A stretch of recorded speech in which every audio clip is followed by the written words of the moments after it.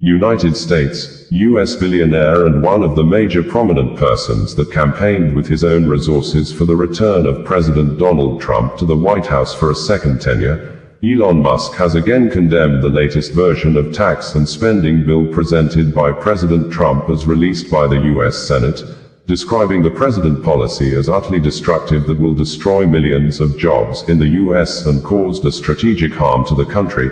This, Elon Musk stated on Saturday. Barely few weeks he settled feud with President Trump after he had openly rejected the bill and criticized the policy, which sparked serious concerns between both, who had continued for days to lash out on each other with words on social media. Elon Musk made the latest expression of strong disapproval against the tax spending policy on Saturday in a comment he made in reaction to an ex-social media tweet of Jesse D. Jenkins he reshared on his personal verified ex-social media handle. Jesse D. Jenkins had tweeted that the new Senate draft raises taxes on all wind and solar projects that haven't begun construction today unless they are placed service by end of 2027 and navigate complex, likely unworkable requirements to prove they don't use a drop of Chinese materials. After that, this bill adds a new tax on wind and solar projects that can't prove the same. Reacting, Elon Musk tweeted and said, "The latest Senate draft bill will destroy millions of jobs in America and cause immense strategic harm to our country. Utterly insane and destructive. It gives handouts to industries of the past while severely damaging industries of the future." It would be recalled that after the verbal altercations between Elon Musk and Donald Trump, the U.S. billionaire, Elon Musk says on X that he regrets some of the barbs he posted as he and President Trump traded insults on social media, saying, "They went too far."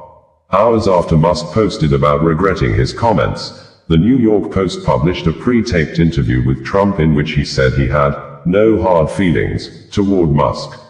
Trump had described the spending legislation as the big beautiful bill, while Musk said Trump wouldn't have won the election without him and accused him of undermining the work of Doge in cutting billions from federal budgets. The feud occurred less than a week after President Trump and Musk lavished praise on each other in the Oval Office. Trump had celebrated Musk's work as the head of the Department of Government Efficiency, Doge, overseeing the slashing of billions of dollars in federal spending. Speaking at his send-off at the White House before the feud ensued, the U.S. president called Musk one of the greatest business leaders and innovators the world has ever produced. "Just want to say that Elon has worked tirelessly helping lead the most sweeping and consequential government." Ukrainian President Volodymyr Zelenskyy has sought the help of Pope Leo XIV to prevail on President Vladimir Putin of Russia to release Ukrainian children and women held in Russia, saying, "The government of Russia held the children and women against their will," while he thanked the Pontifex for his continued prayers and compassion for the people of Ukraine. President Volodymyr Zelenskyy made the request on Saturday when he commented on Pope Leo XIV's tweet on X social media, in which the Pope had expressed sadness and sympathy for the people killed in Ukraine. Pope Leo XIV in the X social media tweet had said, "I express my closeness to martyred Ukraine, to the children, the young people, the elderly, and especially to families who mourn their loved ones. I share your sorrow for the prisoners and victims of this senseless war." President Zelenskyy through his verified X social media handle responded to the post and said, "Thank you, Your Holiness at Pontifex, for your continued prayers and compassion for Ukraine and our people.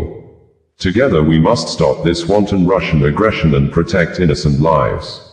A just peace is needed.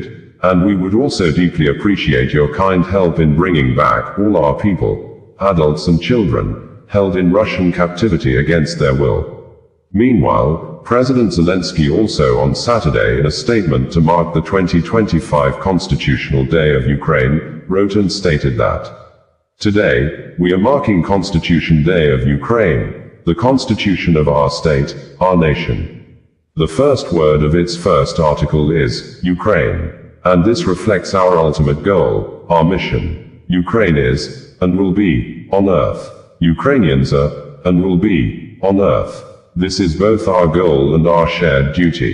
It is the mission of everyone for whom Ukraine truly comes first, of those who cannot imagine their lives without Ukraine, and without whom Ukraine can no longer be imagined. We are a state of millions. But for us, millions have never been and will never be just a mass of people. This is a nation made up of citizens who have the strength to stand up for what they believe in and what they strive for. And that is precisely why Ukraine stands. Ukraine is millions of names we are proud of. Ukraine is the choice our people make every day. It is millions of actions and feats that together are Ukraine. The social contract between all of us is this: Ukraine comes first. Ukrainians, our independence, our rights, our dreams, the dreams of our entire people, come first. And when we say this, these words carry power. Because these are not words about something abstract, but about real people, real deeds, and a real path that has been endured. About all of us. Thousands of mourners on Saturday put on mostly black and black clothes and rallied from Enghelab Square to Azadi Square in Tehran, the Iranian state capital, to honor the country's top military commanders, nuclear scientists, 4 little children and 4 women among the hundreds of people killed during the 12 days war the Islamic country had with Israel and the United States, US, with the mourners chanting anti-US and Israel songs while the Iran Supreme Leader, Ayatollah Khamenei, was not seen at the funeral, with reports indicating that he has remained out of public space and still taking cover in a well-secured hideout since, on Tuesday, the ceasefire between the two countries had been brokered, and the cynosure of many eyes at the state funeral ceremony was the arrival and appearance of 2 top senior Iranian military officers previously declared killed by Israel: Ali Shamkhani, senior advisor to Supreme Leader Ayatollah Khamenei, and Esmail Qaani, commander of the Islamic Revolutionary Guard Corps,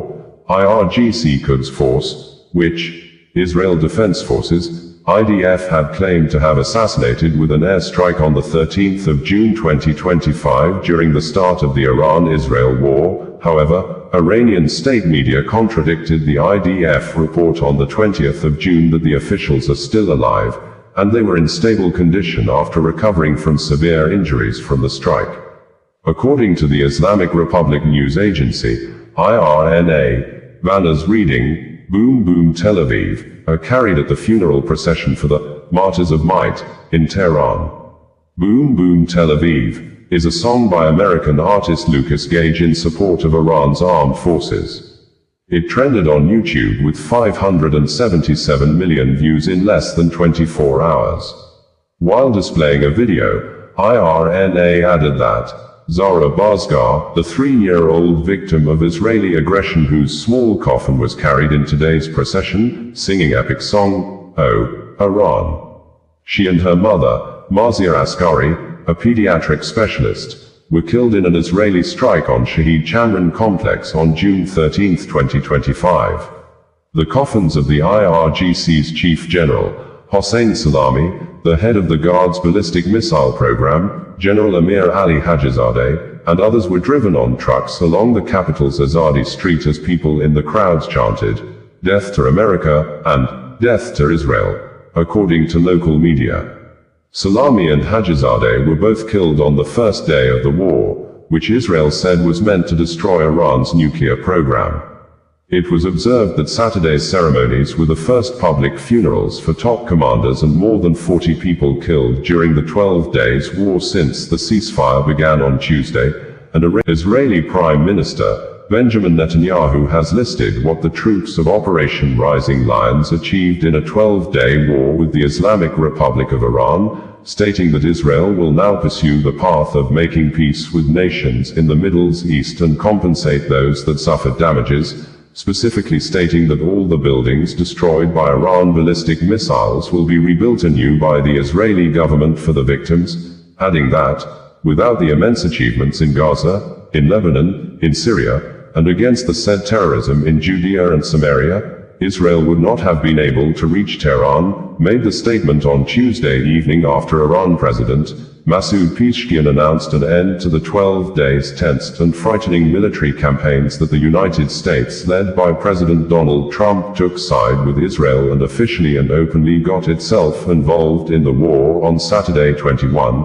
2025, when U.S. special military troops flew several B-2 bombers, fighter jets, and attacked 3 Iranian cities of Fordo, Natanz and Isfahan, with allegations that the Iranian nuclear facilities in the cities have been destroyed, allegations several media reports and authorities in Tehran have dismissed. But in retaliation to the U.S. invasion of the Iranian territory, the Islamic Revolutionary Guard Corps, IRGC, launched 6 missiles into Qatar on Monday with the intention to destroy U.S. military base in the Qatari capital of Doha known as U.S. Al Udeid Air Base, but, according to Qatar state media, Doha News, all the missiles were intercepted. Doha News also reported that Qatar's Prime Minister and Minister of Foreign Affairs, Sheikh Mohammed bin Abdulrahman Al Thani, told a press conference in Doha on Tuesday that Iran's attack on the U.S. Al Udeid airbase the previous night will leave a scar on Doha and Tehran's relations. Sheikh Mohammed noted, however, that Qatar is not adopting escalatory policies. Qatar welcomed the ceasefire deal between Iran and Israel on Tuesday following a conflict that lasted for nearly 2 weeks. Qatar's foreign ministry issued a statement voicing the Gulf states' hope that the agreement will serve as a solid foundation for prioritizing dialogue and diplomacy in resolving disputes and conflicts. The statement affirmed that Iran's attack on the Al Udeid airbase in Qatar constituted part of the dangerous escalation in the region, while noting that Doha will continue to be a driver of peace, not bound by any specific event or pragmatic position in this regard. Qatar's Emir, Sheikh Tamim bin Hamad Al Thani, received a phone call from Iranian President Masoud Pezeshkian, during which Qatar strongly condemned the Iranian Revolutionary Guard's attack on Al Udeid airbase.